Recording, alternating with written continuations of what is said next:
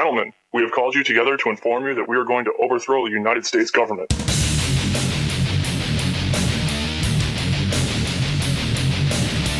you still think that jet fuel brought down the World Trade Center? Does anybody else see a problem here? If the government has nothing to hide, why are they so afraid to answer a few questions? This story does not add Well, up. you know what? I'm betting on George Washington and John Wayne all the way, and all you scum can go to hell. I'm never backing down. We're going to beat your ass. You just get that through your stinking traitorous heads. We're going to beat your ass. We're going to beat your ass. We're going to beat your ass. We're going to beat your ass. Excuse me, I apologize. We have a lot of Christian affiliates. I am a Christian, but I'm not a fake either, and I'm angry. I've had enough of these people. They're a bunch of Christian murdering scum that run giant death factories, keeping babies alive and selling their body parts. What more do you need to know about these people? We've seen NBC, MSNBC, CNN all imply that Christians kind of deserve what they got.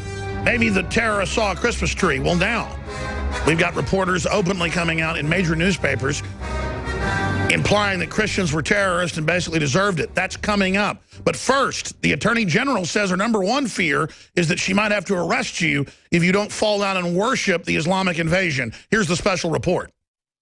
Attorney General Loretta Lynch said Thursday at the Muslim Advocates' 10th anniversary dinner she will take aggressive action against the incredibly disturbing rise of anti-Muslim rhetoric. Actions predicated on violent talk are not America. They are not who we are, they're not what we do, and they will be prosecuted. Lynch did not clarify what actions predicated on violent talk means and did not draw a line between constitutionally protected free speech and violence. She also did not pinpoint individuals or groups she believes participate in violent talk. Judge Andrew P. Napolitano notes the willingness alone to use violence is not criminal. It is only the actual use of violence that is. Thus, it is the manifestation of hatred as lawless violence that may be prosecuted. But the manifestation of hatred as a unifying idea is protected and may not be prosecuted. The First Amendment absolutely bars the government from interference from a person's thoughts or associations prior to any violent activity. Lynch's recent grandstanding before a Muslim group reveals the Justice Department and the Obama administration are promoting the so-called social justice agenda at the expense of the Constitution and the First Amendment. It also underscores the collectivist idea that government has the authority, enforced by its monopoly of coercion and violence, to protect the rights of preferred groups at the expense of the rights of the individual. Meanwhile, the female shooter in San Bernardino posted her allegiance to ISIS on Facebook, while Obama constantly inappropriately takes jabs at the Christian faith. Remember that during the Crusades and the Inquisition, people committed terrible deeds in the name of Christ. Less than loving expressions by Christians? I get concerned. That's right. Let's criticize Christianity on Easter, you piece of crap. That's a topic for another day. Why are we supposed to be politically correct while our traditions, rights, country, and very lives are increasingly threatened on a daily basis? State your name.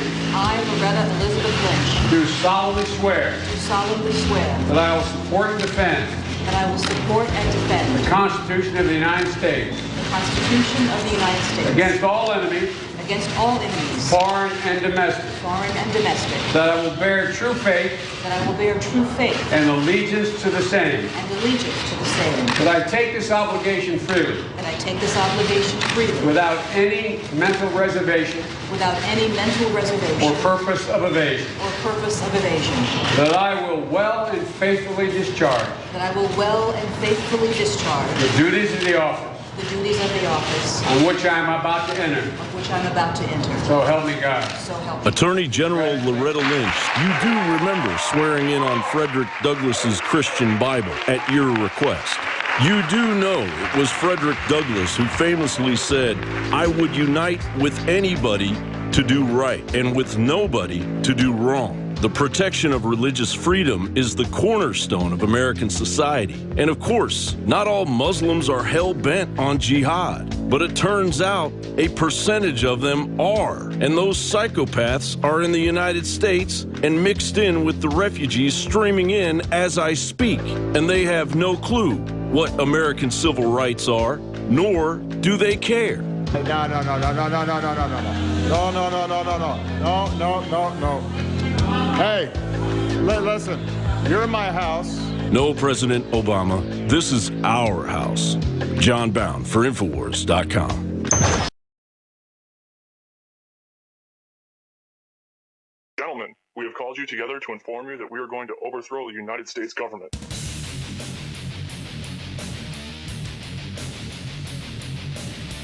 You still think that jet fuel brought down the World Trade Center? Does anybody else see a problem here? If the government has nothing to hide, why are they so afraid to answer a few questions? This story does not add up.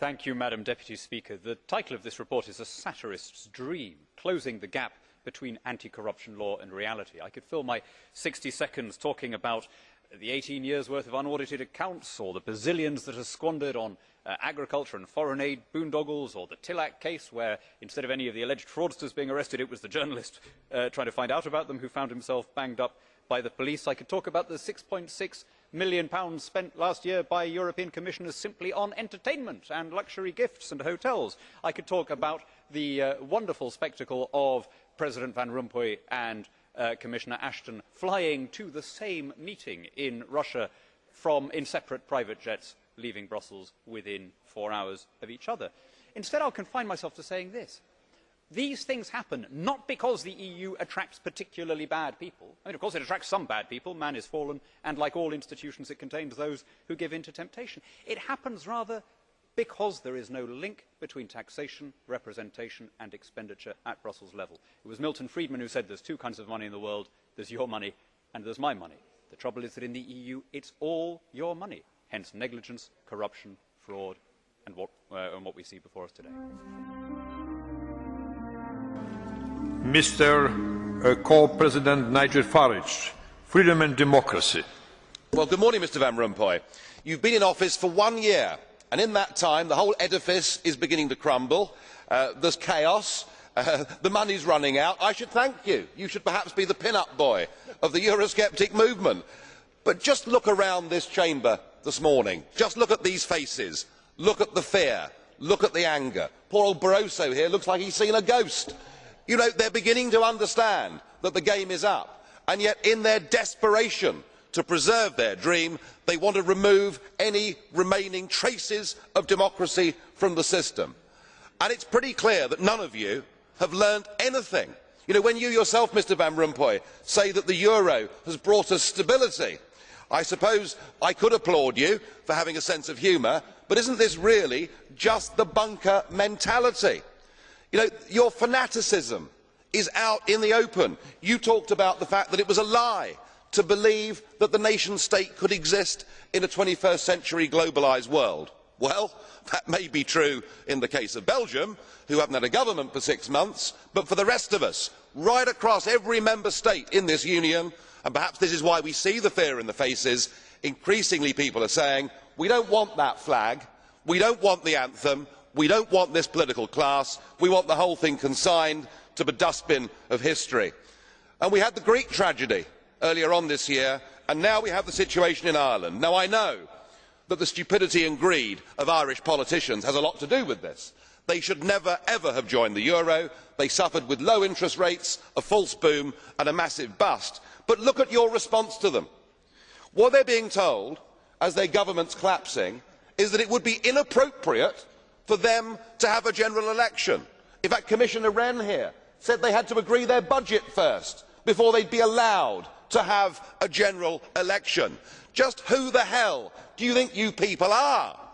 You are very, very dangerous people indeed. Your obsession with creating this Euro state means that you're happy to destroy democracy. You appear to be happy for millions and millions of people to be unemployed and to be poor. Untold millions must suffer so that your Euro dream can continue. Well, it won't work, because it's Portugal next. With their debt levels of 325% of GDP, they're the next ones on the list, and after that, I suspect it'll be Spain. And the bailout for Spain would be 7 times the size of Ireland, and at that moment, all of the bailout money has gone. There won't be any more. But it's even more serious than economics, because if you rob people of their identity, if you rob them of their democracy, then all they are left with is nationalism and violence. I can only hope and pray that the Euro project is destroyed by the markets before that really happens. Thank you. They cannot create the world of Orwell. They have to manipulate us to create it. And what they're doing all the time, and a lot of this stuff in the movies, which are feeding you what they want to happen. Look at all the movies over the last, decade or so, more and more now all the time, that are portraying this very police state and this very Orwellian fascist Agenda 21 world that I've been talking about. They're doing that for a reason. It's to implant that in the subconscious so it becomes reality through humans creative imagination. They have to get us to do it. Number one, the fascist global state is not coming because we're not fricking having it anymore.